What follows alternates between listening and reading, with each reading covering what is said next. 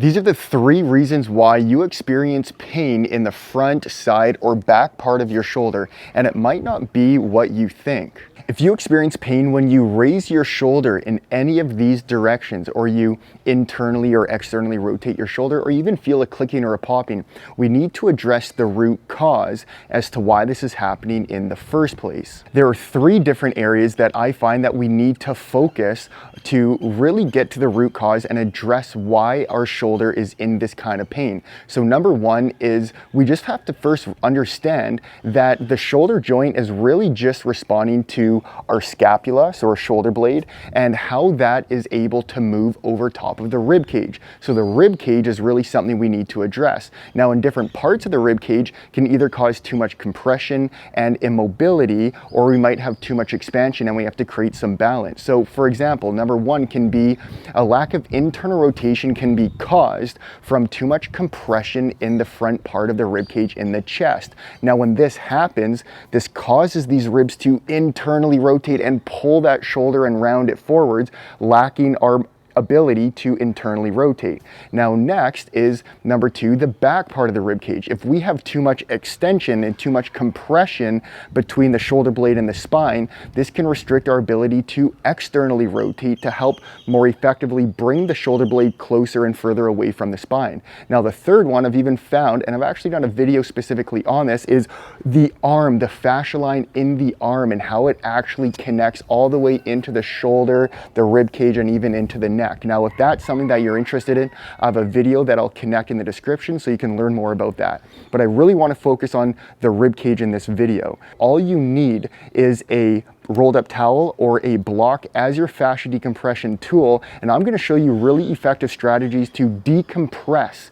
the rib cage and bias expansion in this area so we can more effectively move the shoulder without pain. Once we decompress the rib cage, then we want to be able to disassociate the rib cage from moving properly so that it's not just the shoulder that's taking the hit. Maybe the rib cage is not able to actually rotate effectively because the rib cage and the spine needs to rotate, and that's crucial for shoulder ability, mobility, and pain. Then I'm going to show you how to bring the shoulder joint into its full range of motion without compensation. So this is something we're going to end off with, but to get started, we're going to focus on a fascia decompression technique. As I mentioned, all you need is a rolled up towel or your block, and let's get started.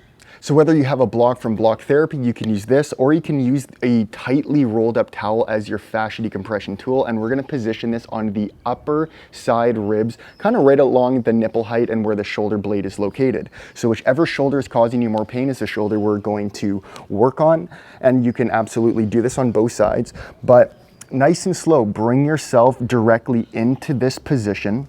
Now, use something to support your head and your neck. I'm just going to use the block, but you can use a pillow, a rolled up towel additionally, whatever works for you. And this is going to help keep the neck more neutral. Now, you're going to notice my arm is out in front of me, palm is up towards the sky, and I'm just going to slightly push my shoulder blade and my arm away from me to create more space between my shoulder blade and my spine.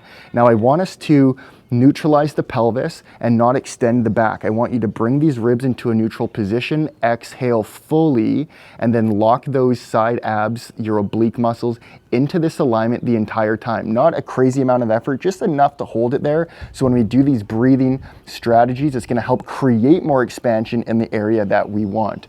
So you're going to start feeling some pressure and tension build up, which is good. We want to decompress this area. If you feel a bit of pain, again, that is normal at any time. If it's too intense, just ease off and reconnect at a less intensity. So now that we're here and we've locked those ribs down, I want you to inhale very slowly through the nose. I don't want you to engage this through the neck, engage it through the diaphragm. So as you're inhaling, feel the breath working in and around the rib cage where the towel or the block is located. And one breath will look like this. and I can feel a ton of expansion as I inhale in that area. So now we're getting the intercostals to relax, the fascia to decompress within the rib cage, as we're also targeting the lat. Now you have to understand, the lat can get so tight that it can pull the shoulder forwards and internally rotate it. So this is gonna help decompress this area.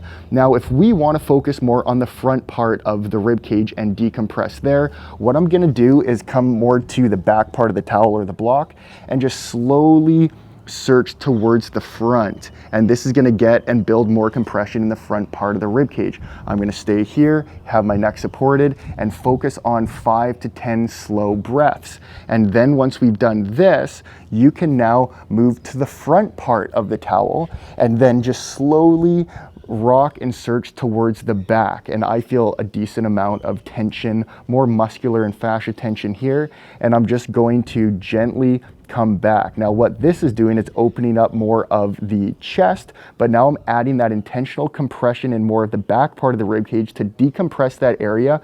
But now as I breathe, I should even be feeling some expansion in the front part of my chest wall.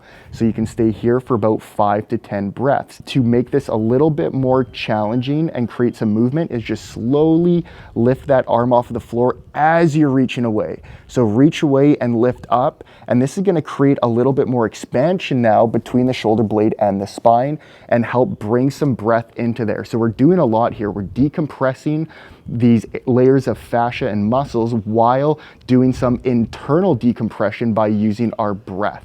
So then you can come back to neutral, and once you spend 3 to 5 minutes here, nice and slow, you can exhale up and off. Now, of course, you can do this on the other side, but if one shoulder is more painful than the other, definitely start with that more painful side.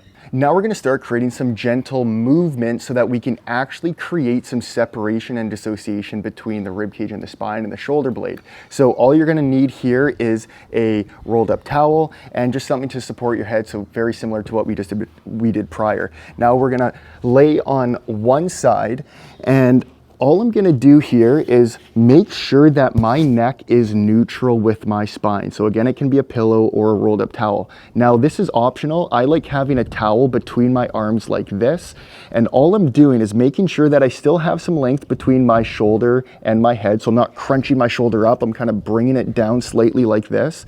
And I want you to start with this bottom or this top hand just slightly behind your bottom. And what I'm gonna do here is very slowly start pushing and rolling forwards, but I want you to feel that it's your rib cage is performing this action. It's not your shoulder blade. Now, once you get to this end range, and I don't want you to move far, it's not as far as you think, just some slight movement here. You're gonna hang out here, take an inhale, expand the rib cage, and I feel a lot of space being created in my upper back right now. And then we're going to now use the rib cage to pull this arm back, this top arm back. Now we're gonna stay here and hold that for an inhalation. And then one more repetition as a demo. Gonna let my rib cage initiate this action. My shoulder blade's just coming along for the ride. Hold that for an inhale. Make sure it's a nice, slow, soft, gentle inhale.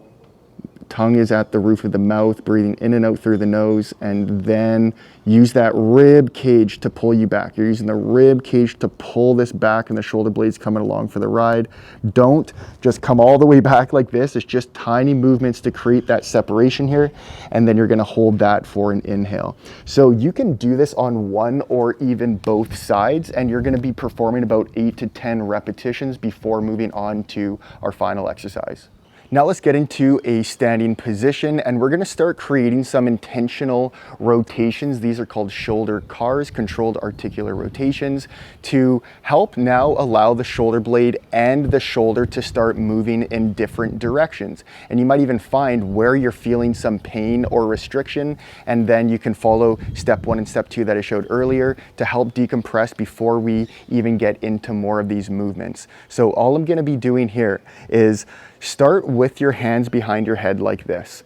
and I want you to bring the elbows close together. But one thing, whenever we're doing a shoulder rotation or mobility movement, we don't want compensations. We want to work in the range of motion that we actually have available. So for an example, try not to extend the rib cage to just find more range of motion in the shoulder.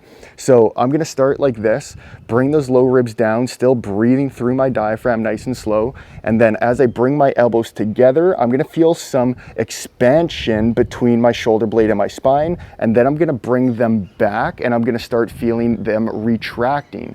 And then I'm going to bring my palms up towards the camera, towards you, and then nice and slow as I bring my arms down, and I'm not shrugging up as much, I'm turning my palms behind me so the back part of my hand is coming just on the top part of my glute. Now that I'm here, I'm going to bring the elbows forwards, and then I'm going to be bringing them back. So similar to what we did at the starting position. And then we're going to straighten, and then my back part of my hand is facing the camera, and then I'm opening them up like this. But I am not, again, compensating in any way. I'm just moving in the relative motions I have available in my scapula, my rib cage, and my shoulder joint. So nice and slow, palms towards you, bringing them behind me like this. Now the back part of my hand is going to the top part of my glute. Now again, we're going to create that protraction and then retraction. Do this nice and slow, and then straighten, and then my back is facing you, back part of my hand's facing you, and then as I come up, they're moving up like this. So don't focus so much on your arms and your hands need to be directly over your head, because a lot of us don't have that range of motion. So if it's only up to here, then it's only up to there, and just work with that space you have available. Now, the more you do step 1 and step 2 of what I showed, that's gonna help us more effectively create the proper full range of motion in the shoulder joint, the scapula, and the rib cage. So perform about 10 to 12 slow repetitions. If you can't do that many, respect your limits and just do what you can and try to do 2 to 3 sets. You can perform this routine multiple times a week, and I definitely recommend doing it in the progression that I showed.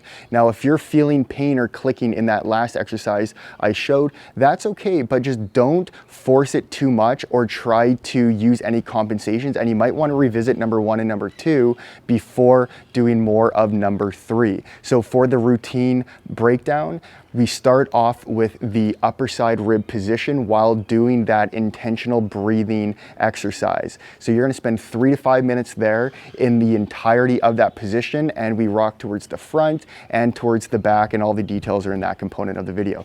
Next, we moved into the exercise where we're working on the rotations within the spine and the rib cage. So you're going to be performing about 8 to 10 repetitions nice and slow, and then do about 2 to 3 sets before moving on to the third exercise. And for the third exercise, we'll call those the shoulder cars. You're going to perform about 10 to 12 repetitions if you can, and do about 2 to 3 sets. Many people have asked where they can actually get our block to help do a full body fascia decompression technique. I'll have that linked in the description below from Block Therapy. And thank you so much for joining. I hope you felt and noticed some benefit and hopefully some relief and more range of motion in the shoulders. If you have any questions or comments, leave them down below. Make sure you subscribe, give this video a thumbs up, and I'll see you in the next video.